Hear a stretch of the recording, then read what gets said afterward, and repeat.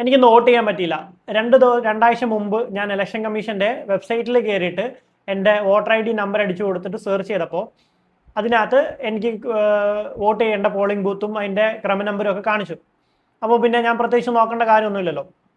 രാവിലെ ഞാൻ പോളിംഗ് ബൂത്തിൽ ചെന്ന സമയത്ത് അവർ പറഞ്ഞു, ഈ സ്കൂളിലല്ല ഈ നിങ്ങളുടെ വാർഡുള്ളത്, അപ്പോൾ നിങ്ങൾ മറ്റൊരു സ്കൂളിലേക്ക് പോകണം എന്ന് പറഞ്ഞിട്ട് ഞാൻ ചൂളൂർ എന്ന് പറഞ്ഞിട്ട് എൻ്റെ അടുത്തുള്ള ഒരു സ്കൂളിലേക്ക് പോയി. അവിടെ ചെന്ന് നോക്കിയപ്പോൾ ഉണ്ട് വോട്ടർ ലിസ്റ്റിൽ പേരില്ല.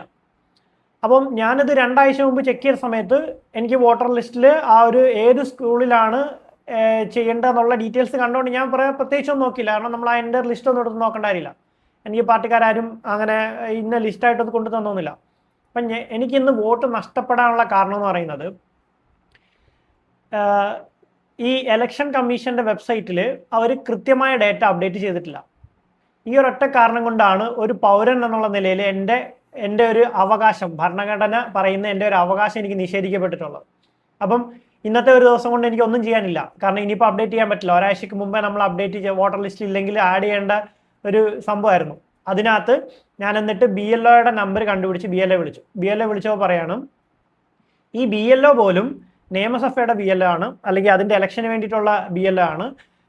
ഇതിന് ഇപ്പം നടക്കുന്ന ഇലക്ഷൻ്റെ BLOയുടെ ചാർജ് എനിക്കല്ല, അത് വേറെ ആരെങ്കിലും ആയിരിക്കും മാറ്റിയിട്ടുണ്ടായിരിക്കുകയാണ്, മെമ്പർ ആയിരിക്കും മാറ്റിയിട്ടുണ്ടായിരിക്കുന്നത്. അപ്പം കഴിഞ്ഞ വർഷം ഞാൻ വോട്ട് ചെയ്ത ആൾ തന്നെ എനിക്ക് ഈ വർഷം വോട്ട് ചെയ്യാൻ ഞാൻ ചെന്നപ്പോൾ എനിക്ക് പറ്റുന്നില്ല. അപ്പം ഞാൻ അറിയാതെ എൻ്റെ ഡീറ്റെയിൽസ് വോട്ടർ ലിസ്റ്റിൽ നിന്ന് മാറ്റിയിട്ടുണ്ട്. അപ്പം ഇതിന് ശരിക്കും ആരാണ് റെസ്പോൺസിബിലിറ്റി? ഇത് മാറ്റുന്ന റെസ്പോൺസിബിലിറ്റി അല്ലെങ്കിൽ ഇതിലുണ്ടോ ഇല്ലയോ ചെക്ക് ചെയ്യേണ്ടത് ഇത് ആരുടെ ഉത്തരവാദിത്തമാണ്? ശരിക്കും ഇത് ഞാൻ ഓരോ റൂട്ട് ലെവലിലും കംപ്ലൈൻറ്റ് കൊടുക്കാനാണ് എൻ്റെ പ്ലാൻ. കാരണം ഒരു പൗരൻ എന്നുള്ള നിലയിൽ എൻ്റെ ഒരു എന്താ പറയുക, എൻ്റെ ഒരു അവകാശമാണ് ഇവിടെ നഷ്ടപ്പെട്ടിരിക്കുന്നത്.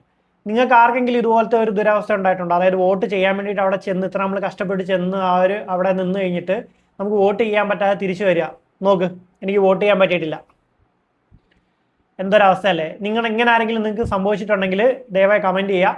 എന്തായാലും ഞാനത് കംപ്ലൈൻറ്റ് കൊടുത്ത് മുന്നോട്ട് തന്നെ പോകുന്നുണ്ട്. ഇതിൻ്റെ റെസ്പോൺസിബിലിറ്റി ആർക്കാണെങ്കിലും തീർച്ചയായും ഞാൻ ഇതിൻ്റെ ഒരു എൻഡ് വരെ പോകുന്നതായിരിക്കും.